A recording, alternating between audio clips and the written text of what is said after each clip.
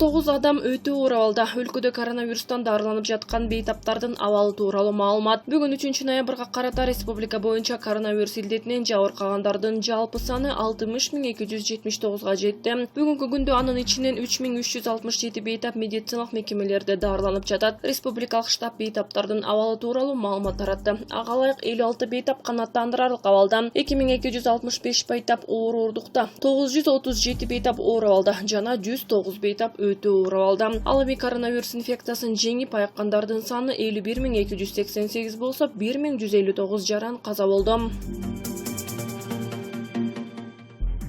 Улукбек Кочкоров суракка чакырылды. Эмгек жана социалдык өнүктүрүү министрлигинин экс-министри Улукбек Кочкоров Акипресс маалымат болгондо Бишкек шаарынын 1-май райондук ички иштер башкармалыгынын тергөөчүсү суракка чакыруу барагын жибергенин тастыктады. Анын айтымында ал эмне себептен чакыруу кагазы келгенин так билбейт, бирок алдын ала угушуна караганда алдамчылык боюнча мен тергөөчүгө барам жана эмне алдамчылык экенин аныктайм, аныгына жетүүгө аракет кылам. Буга чейин бир ирет тергөөчүдөн чакыруу барага келген, бирок мен өкмөттүн жыйынынан бошобой тергөөчүгө бара алган эмесмин деген ал аталган маалымат булагына. Ички иштер министрлигинин медициналык бөлүмүнүн башчысы кармалды. Кыргызстандын ички иштер министрлигинин медициналык бөлүмүнүн башчысы Жыргал Жакыпов кармалды. Бул тууралуу коопсуздук күчтөрүнүн кызматкерлери билдиришти. Алардын маалыматы боюнча кечээ 2-ноябрда УКМКнын кызматкерлери тарабынан Кыргыз Республикасынын ички иштер министрлигинин медициналык бөлүмүнүн башчысы Жакыпов кармалган. Ал буга чейин Кыргыз Республикасынын аскердик медициналык комиссиясынын башчысы болуп иштеген. Айрым маалыматтарга караганда Жакыпов ички иштер министрлигинин аскердик медициналык комиссиясында мурунку иштеген жерине байланыштуу жана Кыргыз Республикасынын башчысынын орун басары Нур Сатыбалдиевдин иши боюнча өз кеңсесинде пара алып жаткан жеринен кармалган. Камчы Гөлбаев УКМКнын СИЗОсунда камакта калат. Бишкек шаардык соту уюшкан кылмыштуу тобунун лидери Камчыбек Гөлбаевге карата баш коргоо чарасын карашы керек болчу. Маалыматка ылайык айыпталуучу сот отурумуна киргизилген жок. Адвокаттар арызын кайтаралашканы белгилүү болду. Камчы Гөлбаев УКМКнын СИЗОсунда камакта калат. Эске сала кетсек, Камчы Гөлбаев 21 октябрда кармалган. Ага Кыргыз Республикасынын кылмыш жаза кодексинин кылмыштуу уюмду түзүү же ага катышуу беренеси боюнча шектүү деп билдирүү берилген. 1-май райондук сотунун чечими менен криминалдык авторитет тергөө аяктаганга чейин УКМКнын СИЗОсуна киргизилген.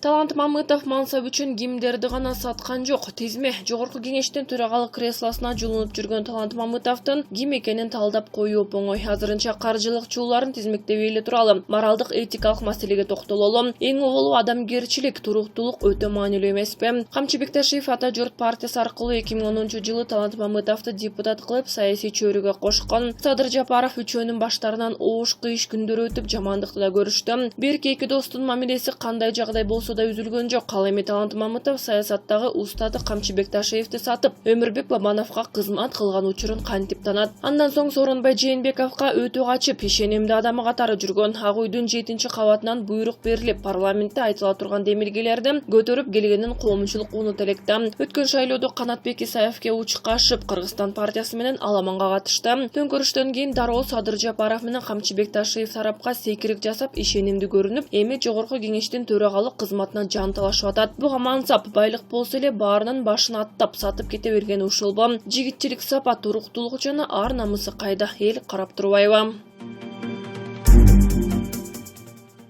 Садыр Жапаров президенттик шайлоодо эң биринчиси админ ресурс менен көрөшөм. Кыргызстанда президенттик шайлоо 2021-жылдын 10-январына белгиленген. Азырынча ага 4 талапкер катышуу ниетин билдирди. Мамлекет башчысын шайлоо өнөктөгүндө административдик ресурс колдонууга жол берилбейт. Бул туурасында президенттин милдетин аткаруучу Садыр Жапаров Ош облусунун активи менен жолугушуу учурунда билдирди. Бүгүн эртең менен Ош шаарынын Борбордук стадионуна 5000ге чукул адам чогулуп, Жапаров менен жолугуп суроолорун узатышкан. Шайлоолордогу эң жаман элдин бүтөнчө кыжырын келтирген көрүнүш административдик ресурс. Мен өзүм муну менен биринчилерден болуп күрөшөм. Буга чейин эч бир кызматтык коррупциялык иштерге аралашкан жокмун. Тескерисинче анын курмандыгы болдум. Элдин үнүн бийликке жеткирем деп жүрүп камалдым. Бирок Кудай бар экен, элим бар экен. Баарын ордуна коюп койдум. Элден айланса болот. Баарыңыздарга түбөлүк башымды ийип таазим этем деген Жапаров. Кыргызстанда президенттик шайлоо 2021-жылдын 10-январына белгиленген. Азырынча 4 талапкер катышуу ниетин билдирип, Борбордук шайлоо комиссиясына кайрылды. Президенттин милдетин аткаруучу Садыр Жапаров да декабрда кызматын тапшырып, жарышка аттанаарын айтып келет. Ошто Садыр Жапаров эмнеге миңдеген элди жыйнап жолугуп жатканын айтты. Жапаров учурда Ош шаарынын Борбордук стадионунда жергиликтүү тургундар менен жолугуп суроолоруна жооп берип жатты. Өлкөнүн түштүк аймагында COVID-19 дагы коркунучу экесе бар, ошондуктан эл менен жүзмө-жүз көрүшүп жатам. Бул туурасына президенттин милдетин аткаруучу Садыр Жапаров Ош облусунун эли менен жолуккан учурда билдирди. Биринчи коркунуч чек арадагы кууптулук, экинчиси улуттар аралык жаңжал чыгып кетүү деген пикирин айткан. Бул нерсени телевидение аркылуу да айтып, элге кайрылсак болмок, бирок сиздер менен жүзмө-жүз көрүшүп, маселени жеринен көрөйүн деп келип жатабыз, деди Жапаров. Жапаров учурда Ош шаарынын Борбордук стадионунда жергиликтүү тургундар менен жолугуп, суроолоруна жооп берип жатат. Бүгүн да миңдеген адам жыйналган. Өмүрбек Бабанов: депутаттарым мени сатып кетишти. Алып баруучу саясатчыдан Сооронбай Жээнбековдун 2017-жылдагы президенттик дебат учурунда шайлоодо жеңишке жеткенден кийин коррупцияга каршы күрөш Бабановдон башталат деген билдирүүсү жөнүндө кеп козгоду. Сооронбай Жээнбеков талапкер катары мени саясий куугунтук алам деди. Чет жерде жүргөндө мен анын сөздөрү жөнүндө көп ойлондум. Шайлоодон кийин ал Кыргызстанда 10 гана күн болгом. Чет өлкөгө эс алганы кеткенден кийин он адырда сүйлөгөн сөз үчүн иш козголду. Андан кийин Алмаз Шаршенович экөө бир жыл келбесин, мамлекетте тынчтык болсун, эч бир партиялашына, жакындарына тийишпейси деп айтышкан. Мен макул деп бир жыл сыртта жүрдүм, деди Бабанов. Бирок менин кетишимдин эң негизги себеби депутаттар болду. Шофер Илмиянов аларды башкы прокуратуранын кабинетине чакырып алып, мени фракциянын лидерлигинен кетирүү боюнча кол топтой баштаган. Ошондо президенттик шайлоодо чогуу иштешкен, ишенген адамдарым мени фракциянын лидерлигинен кетсин деп кол коюп жаткандыгы мага чоң сокку болду. Шайлоодон утулганда андай болгон жок, анткени ал жерде күрөш болду. Ал эми жаныңда жүргөндөр, тилектештериң сатып жатканы чоң сокку болот экен, деди Бабанов. Алып баруучу кимдер жөнүндө сөз кылып жатасыз деп тактады. Мен депутаттарым жөнүндө сөз кылып жатам. Республикада журт партиясындагы менин квотам менен келген депутаттар жөнүндө айтып жатам. Алардын аты жөнүн айткым келбейт. Мен алардын абийирин сактап калам деп саясаттан кеткем. Себеби партияны сактап калыш керек болду. Партия ал эле депутаттардан турбайт. 100 миңден ашык мүчөлөр бар. Бул жолку шайлоого барганда ошолордун баары тизмеге кирген жок, деди Бабанов. Каныбек Осмоналиев: Садыр Жапаровдун аброюн Путин эң сонун түшүнүп турат. Каныбек агай, Россиянын президенти Владимир Путин Кыргызстандагы абал оор деп белгиледи. Россия менен мамилебиз толгундап кеткени да айтылууда. Мындан ары мамиле тууралуу кандай божомолуңуз бар? Россия менен кызматташтык мамилебиз жакшы болот. Мен буга толук ишенем. Жакында Тышкы иштер министри Руслан Казакбаевдин Москвага болгон иш сапарында бул ишеним дагы бир жолу далилденди. Президент Владимир Путин бизде болуп жаткан саясий кырдаалга өз баасын берди. Оор деп атады.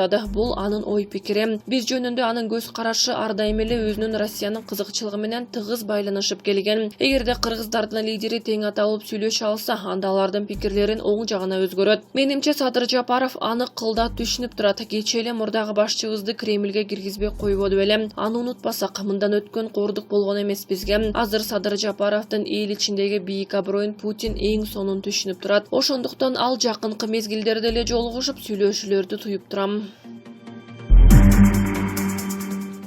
Кудай жок калмай болду. Арстанбек Алай кудайлыкты чанып президентке бет алды. Кудай Арстанбек Алай кичирейгени турат. Өзүн кудай катары эсептеген Арстанбек Алай күчүн шайлоодо сынап көрмөккө шайлоого аттанмай болду. 2021-жылдын 10-январында өтчү кезексиз президенттик шайлоого катышуу тууралуу ниетин эң алгач президенттин милдетин аткаруучу премьер-министр Садыр Жапаров айткан. Андан кийин Адахан Мадумаров, Назарбек Нышанов, Кубан Чороев, Арстанбек Абдылдаев, Бектур Асановдор БШКга шайлоого катышуу тууралуу арызын беришти. Бул президенттик шайлоо кызык, демократиялуу өтмөй болду. Анткени баарына тоскоолдук кылып бут тосуп, өз кишисин өткүзө турган президент жок. Ошондуктан 2011-жылдагыдай талапкердин саны 100гө жетсе таң калууну кереги жок. Бардыгы соодалашат.